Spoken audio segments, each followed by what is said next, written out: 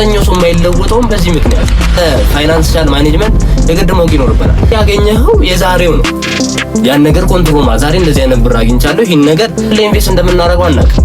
በሰብነውን ገንዘብ ወዴት እንደሚሄድ ማኔጅመንት ወይም የፋይናንስ የገንዘብ ማስተዳደር ማለት ገንዘብን ከብክነት መጠበቅ፣ ገንዘብን በእቅድ በአግባቡ እንዲመራ ማድረግ፣ የሰበሰብነውን ገንዘብ ወዴት እንደሚሄድ ማየት። ገንዘባችንን ማናስተዳድረው ከሆነ ገንዘቡ ከየት መጣ ወዴት ሄደ የሚለውን ነገር ማናውቅ ከሆነ ብዙ ጊዜ ቢዝነሳችን የመክሰር ፕሮባቢሊቲ ይጨምራል። ስለዚህ ቢዝነሳችን እንዳይከስር ቢዝነሳችን አትራፊ ሆኖ እንዲቀጥል ስለ ፋይናንሻል ማኔጅመንት የግድ ማወቅ ይኖርብናል። ፋይናንሻል ማኔጅመንት ደግሞ ስንል የግድ አራት ነገሮች አሉ። እነሱን የግድ ማወቅ ይኖርብናል። የመጀመሪያው ፋይናንሻል ዲሲሽን ነው፣ የፋይናንስ ውሳኔ ነው። ገንዘብ ከየት ነው የሚመጣው?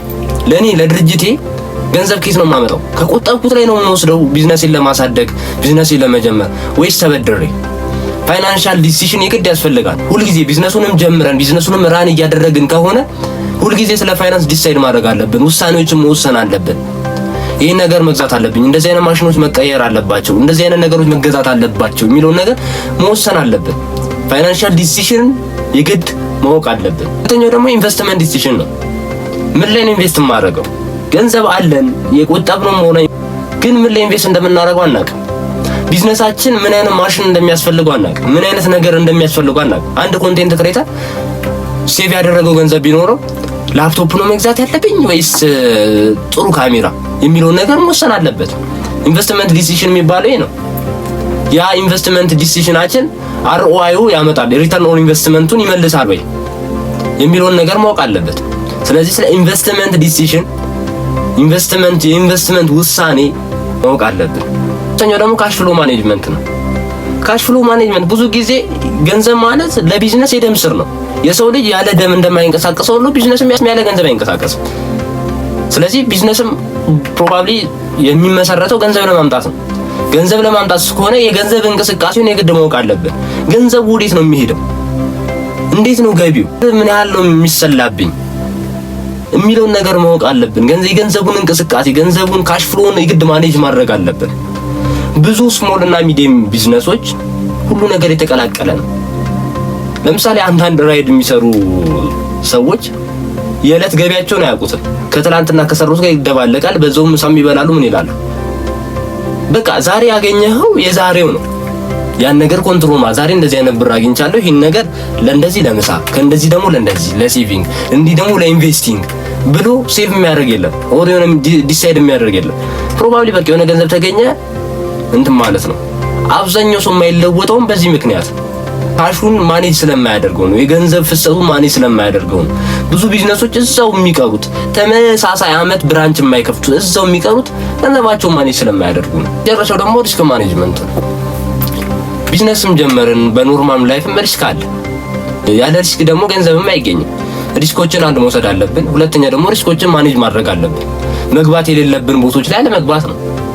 አንድ አባባል አለ፣ እግዚአብሔር አለ ብሎ በሌሊት የወጣ ሰው እግዚአብሔር አብላይም ብሎ ደግሞ በሌሊት የወጣ ጅብ ይበላዋል ይባላል።